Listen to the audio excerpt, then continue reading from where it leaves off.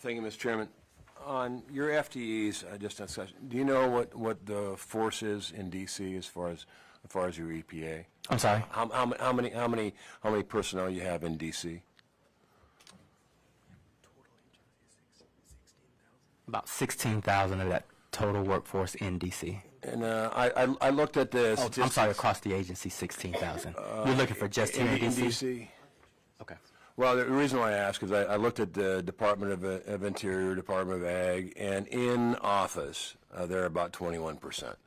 So remote, when COVID caused a disruption, but yeah, and I'm just curious what the occupancy rate is on EPA, because if interior's 8 stories and a couple blocks, and agriculture is about the same, if we're at 21% occupancy rate, it seems to be an opportunity to look at building space in D.C.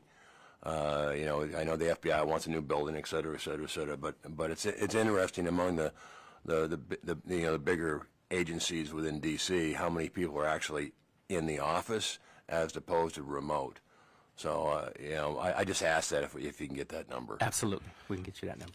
Recycling strategy, and I agree with the gentlewoman from Maine that we need to look at recycling. It disturbs me that China is producing 90% of the plastics in our ocean.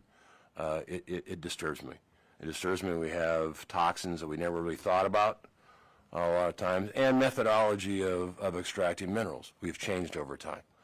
On strategy, because I see a lot of regulation on the energy side. And while we may agree to disagree on energy source and fossil fuels and those type of things, I don't think we disagree on pollution, and we can do it better. Part of that is on you look at the supply chain from the beginning to the end, and let's take solar cells, for instance. When solar cells are past their life cycle, 90% of the solar cells are being dumped into some landfill across this country. And as you know, what's in a solar cell is not good. And then we had the batteries issue, between toxins and the battery technology. Is there an idea when a regulatory push is going to be to solar cells and batteries? Because I don't disagree with making things cleaner and better, but what I disagree with making sure the supply chain, both on the production side, is competitive globally, yes, and the recycle side is well thought out, so we're not creating a problem. Yes. So is there regulation coming on solar cell recycling and toxins? Because it seems to me that seems to be a problem that we need to address in the short term. Yes, we agree that we need to always stay ahead of any potential pollution. I will say that from a policy standpoint and looking at all of our authorities, we are examining this issue. We are having some very constructive conversations with the private sector, because what they are suggesting is, on a voluntary basis, they are beginning to claw back these panels, these batteries, because they are comprised of so many critical minerals. It's cheaper for them to get those minerals, extract those minerals, and reduce that waste profile. I will say that currently we've done some analysis, because I share your concerns.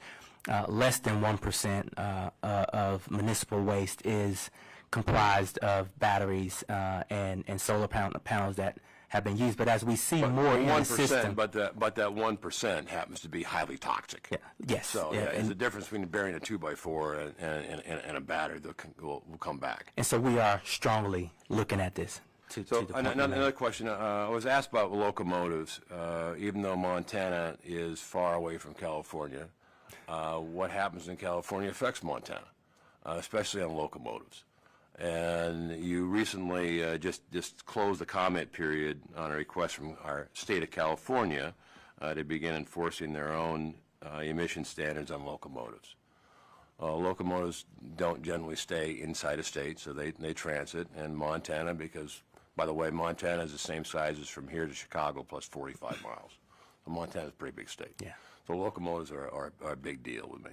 So when you close the period, just so you know that between shippers and agricultural groups and labor and construction, all are opposed to this.